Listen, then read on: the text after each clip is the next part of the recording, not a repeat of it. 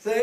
And that's why I stopped by to tell you, my brothers and sisters, that the only way that we can renew our mind, that we have to have the Word of God in our mind. Yeah. We have to feed upon the Word of God. Yeah. It's like this. We have two compartments, the flesh and the spirit. Yeah. And whichever one you feed the most, that's the one that's going to have control. Yeah. So that's why the Bible tells us, study the Word to show yourself approved. Yeah. Huh? Yeah. That's why we always tell you, come to Sunday school. Yeah. Come to Bible study. Yeah. Huh? Because you need the Word of God. Yeah. Huh? Now, there's a passage of scripture in Mark, I think it is, 4:24, and let me just read it for you so you don't think I'm just throwing that in there.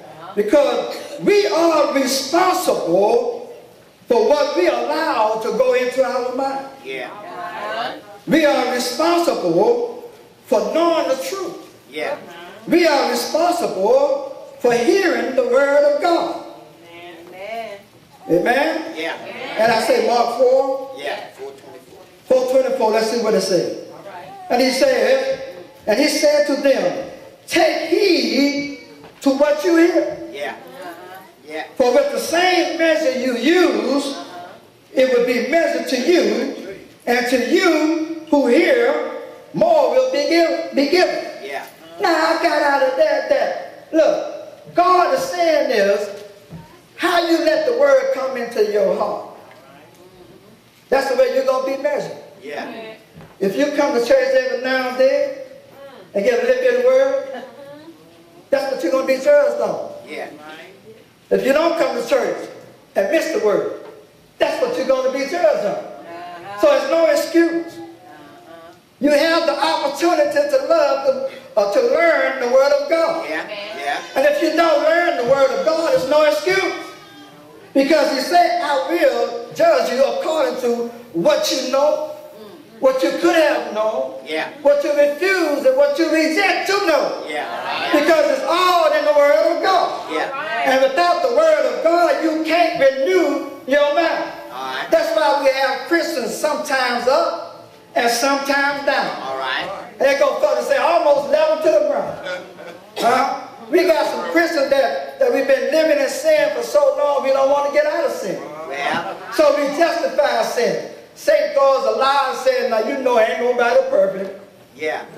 Somebody got something. Yeah. This just happens to be mine. Yeah. But somehow Satan don't put in our mind that somehow God is just going to overlook our little bit of sin. Go ahead and preach now. Some kind of way we think that God will forgive us. God knows I'm weak. He knows my heart. Yeah. Yes, He knows your heart. Your no good heart. Yeah. Huh? Yeah. He knows. He knows Yeah. that in your heart you don't want to change. Yeah.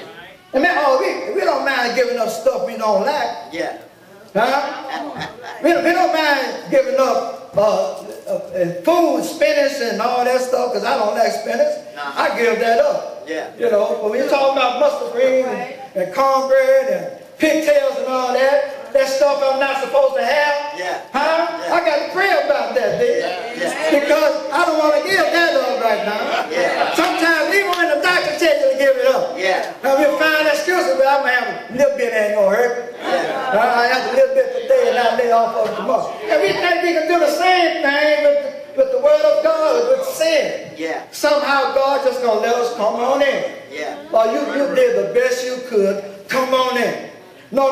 Paul says that we have to be transformed by the renewing of our mind. Yeah. And then, look, here's the key.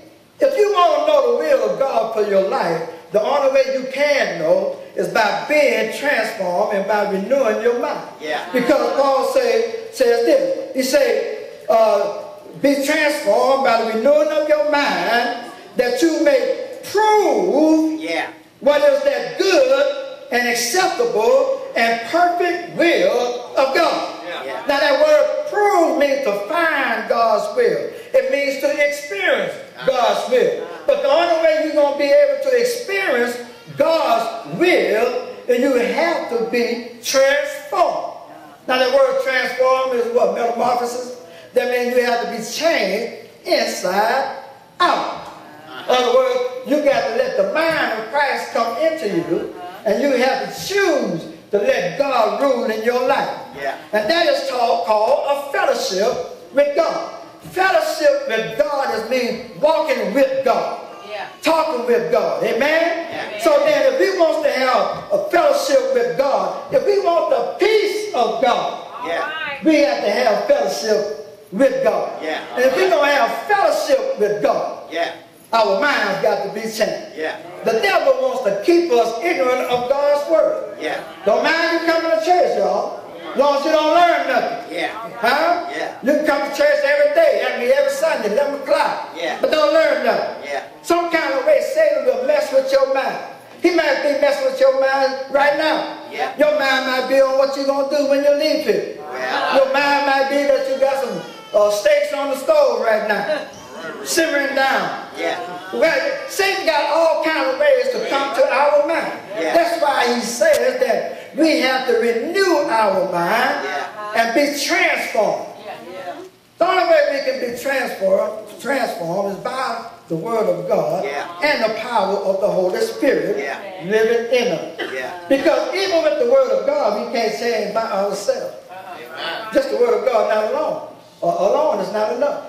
You got to have the power of the Holy Spirit. And it is God that does the transforming. Yeah. It's the Holy Spirit in us that does the transforming. But it's our walk with God, that revealed His Word to us. Now, I want us to go to Philippians. Let's go back to Philippians. I'm almost finished. Philippians 4 talks about the peace of God. Now, look what he said. If we want the peace of God, we have to have the fellowship of God. We have to walk with God. We have to allow the Holy Spirit to lead us and guide us in the Word of God. That we might have the power of God living in us. And look, if we have the power of God and we have the walk of God and the Holy Spirit living in us, look what we have. He said in verse 4, rejoice in the Lord always. Yeah. Again I say, rejoice. Yeah. We have the joy of the Lord in us. Yeah. He said rejoice always. That don't mean when things are going good, when things are going well. Yeah. That don't mean when you're strong and you're healthy. That means when you're sick and down, you can't get around, feel like you're going to die. Your bills need to be paid and your name is on the layoff list on your job. Well. He said, find it all joy. Yeah. He said, rejoice in the Lord always. Always. Can't say find it all joy when you go through trials and tribulations. Yeah. Now, the only way you can go through rejoice in everything is the Holy Spirit in us. Because these people were going through trials and tribulations. Persecution. But Paul tells them, say, find it all joy. Now, how do you find it all joy? Well, the first thing we got to do when you find it all joy, we have to develop an awareness of the presence of God. All right. In other words, that we have to manifest the power of God in us that we might see and feel the presence of God. Yeah. And how do we see it? Well, we can't see the Holy Spirit. We can't see God. The Bible says we can.